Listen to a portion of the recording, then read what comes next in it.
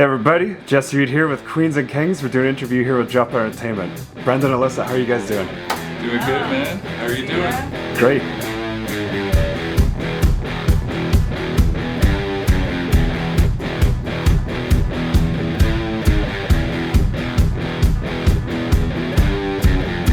Thanks so much for coming by. As you guys got a really busy next couple of weeks ahead of you, so I really appreciate you coming by to talk about Earthquake and what's coming up for you. I feel like it's been in the works for a while. Let's talk about Earthquake. Yeah. Well, yeah, this is something a song we wrote. Like, normally I'm the drummer of the band and Brendan is the guitarist, although we do swap and we intend to swap more often. But there came a point where, I was just like, I want to be able to go up and just like go wild and sing and not play anything. And Brendan's like, well, how are we going to do that? We're just a two-piece. And I'm like, oh, well, you're going to work. You're going to figure that out. So he did, and it came together very quickly, this song, actually. And so he plays guitar and drums in the song, although, we still have our moments where we do a joint solo, and I, smash the crashes in the chorus and stuff. Well, I got news for you, you should be afraid, 'cause we are queens and kings and judgment has been made. Watch me shake! It's mainly a vehicle for her to get up front and just to go crazy, but still have the full sound. Not just like where someone gets on the kit with a guitar for a little drum solo where they're all just kind of hitting together and then that time passes. This is like full rhythm guitar, full drum kit sounding. Like if you heard it, you would think it's two people playing it, but then she can get up front and, it's very liberating for you to be able to still have the energy behind you, because she does get up front for other songs, but it's just me on a guitar and more mellow and stuff, so it's good to have the one bash, crazy, and unique one for the end of the set. Have the full sound still and still be able to have that freedom. You know that I'm an earthquake. Watch me shake.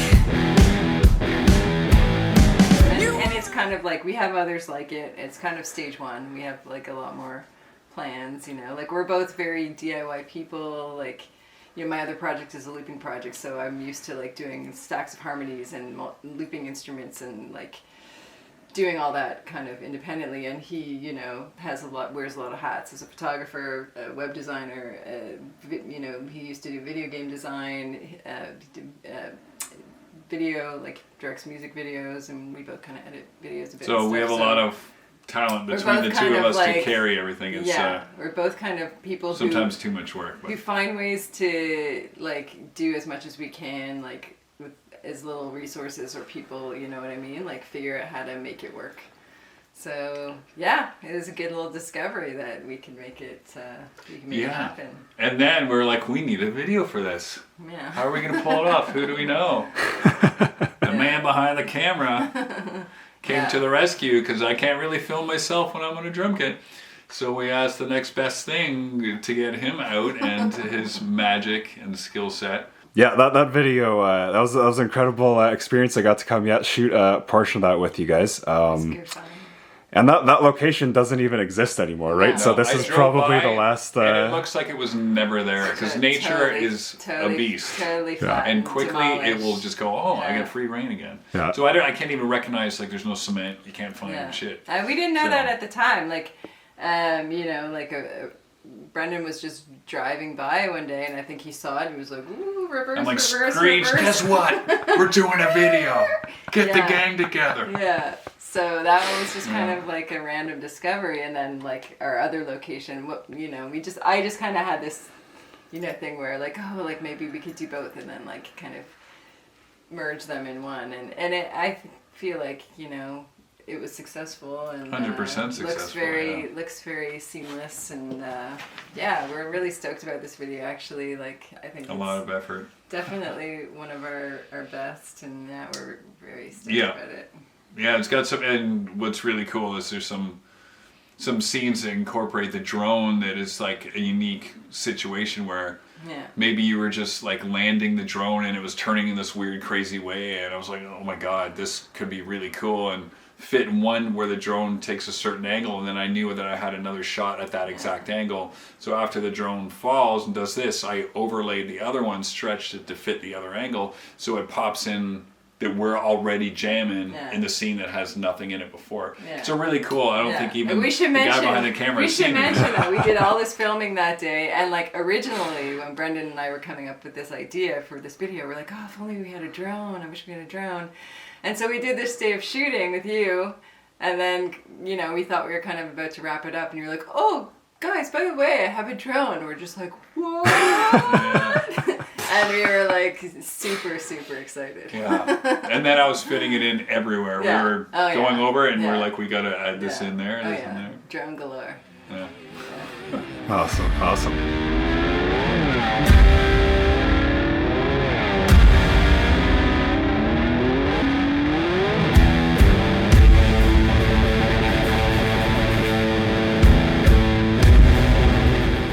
I feel like a lot of people are excited for this song. You know, I think it's a very memorable part of your guys' live performance. Yeah. It's one thing, you know, when I'm out at one of you guys' shows and we leave, I feel like people almost always bring up this song.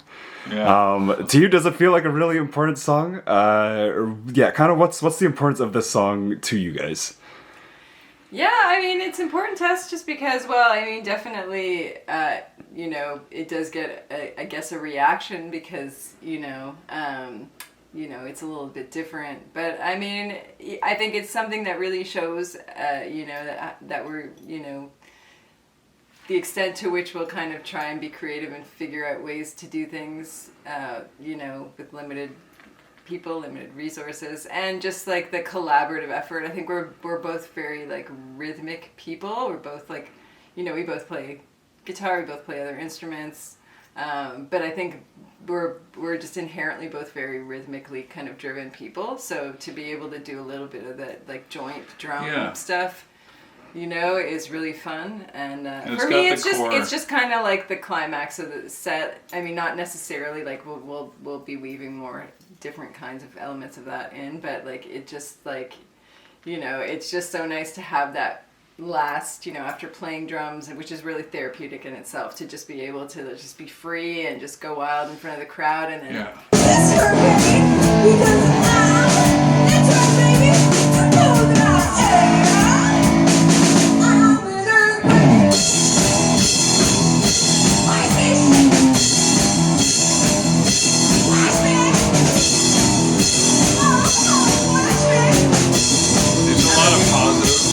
set with it, and that it's at we have to put it at the end because we can't top it because it's and also it's really it's people got a whole bunch of things. People just forget I exist after that song. They're like, oh, that guy who can play drums and guitar. No, you're up front going crazy. You're flashing around. You're like, you should just do that. Forget about all your drumming. No, it's just a good one at the end. But also what's important about it is that it really is still our core sound. There's like a core tone of ours, so it captures the core tone, gets her to be out front and really explosive when she's been stuck behind the kit for 90% of the set. Yeah. It gets an addition of being things that people haven't maybe seen before, where I'm playing drums and guitar at the same time. And it's just, and it's got like a 3-part, I like to say it's kind of like a Stairway to Heaven-ish kind of thing, where it's got a section, then another distinct section, then another. So it kind of changes, and it changes how I'm using the stick, then over here, then over there, and then she comes around for a drum solo, and then I mean it's the kind of song that you're like, you might want to, they go encore, and they're like, well, what do we top that with, like, but we do, you know, the cat came back. No, we have nothing. You need something powerful. We have other ones in the works for sure that are easily just as powerful, but for now that's the last in the set for a reason, because. Yeah. We kill it all the way up to and there. It's nice too because, like, you know, as much as we try to be able to be side by side when, you know, like the sound person will allow it, or the set, the way it's lined up will allow it, like usually the drums are set up at the back, and so it's a little bit more challenging, like, to be singing a lot of the lead from the back of the stage. Sometimes, you know, can be a little bit buried, so it's nice to be able to just get up front for that last bit too, and just kind of be more kind of like with the audience, a little bit interactive and all that. While you guys were filming the video, what would you say is one of your favorite moments, or like one memory that stands out from shooting it? Do you have one? I gotta think. Let me think. Yeah, I'm putting you on the spot here.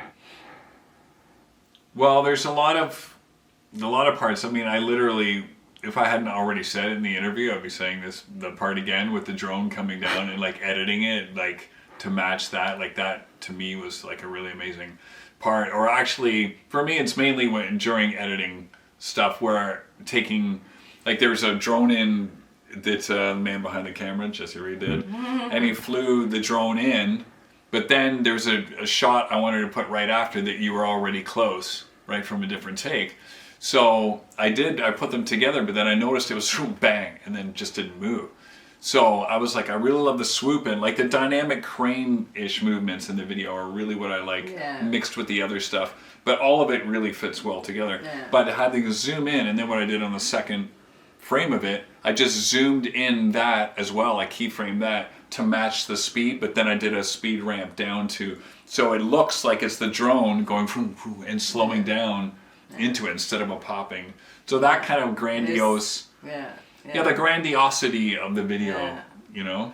I mean, I think for me, like, the whole thing was just fun. Like, it was fun having you and Kirsten and Danny there, just, like, having the crew. And, you know, it was just very, you know, the whole thing was nice just kind hot of day. It's beautiful hot weather. I think it was, like, was it fall? It seemed like, I think it might have been a little bit, like, late, unseasonably warm. And it was just, like, nice, like, just to be creative and be outdoors and be doing something free and... Like, not free, I'm off financially. Like, you know, like... Suckers, we got them out. All we had to do was buy them some french fries. That's it, a little back rub, and a little, you know, something else, and some french fries. Free. But yeah, just like this, that was actually a good memory too, of going, just getting food after and feeling like we just had like a really productive, creative day with friends and just doing some like cool art. Those are the things that memories are made of, you know, and like... So this music video is kind of like a way to, you know, make all of that kind of like reify it, make it, you know, like cement those memories in. It's just like, it was just, you know, both of the days were really, really fun. Yeah. And all around, just solid, the whole thing. Kind of like a little bit road tripping because, you know, we're out of the city and So those are your, like, not one thing, those are your 10 times 5 things. You'll never just get one with us. Very, a nice thorough answer. How do I decide? And you've got Chatty Patty here. I can decide. I can decide on 10 things. Oh man. And you guys got some shows coming up. We do. To promote this. You want to talk about the 2 shows coming up? So like the main show that we have, like the actual single, we're saying single video release party. I don't know that we can actually show the video, but at the party. But we're celebrating both either way. So that's going to be at the Bovine on May 6th. And this is kind of like it's kind of like the trumpet call for like, you know, this is our final single before we drop the album. So it's kind of like the calling card or whatever you want to call it. So that's going to be on May 6th, Bovine. We've got like an awesome lineup: Neon Bloom, Second Wife, and Gaijin Smash. So we're pretty stoked about that. So that's, May 5th is the day the video actually comes out, and April 28th is the day the song comes out. And and then tomorrow, I mean, this will probably be like come out after that anyway. So. True. Yeah. I should mention that. But, let's talk about the Hamilton venue and bands that are playing though. Yeah, this will be in the past by the time you're watching this. Well, we're playing at the Killer Room tomorrow night with Black Budget and Dirty Rick. Some friends. Skate Park, which is pretty amazing. Yeah. So it's like an all ages early kind of show. It should be really fun. He's like a big time, you know, in his past he was a big skateboarder. So I'm gonna try not to get injured, but he's gonna see what I can do. Like we have some more shows set up in the summer. North by Northeast. North by Northeast. We're playing June. It's the Friday. June. It's the Friday. I think it's the 7th. Something like that. The 18th. Friday within that 18th. week. It's the Friday within the week. We're playing the Bovine again, and nice.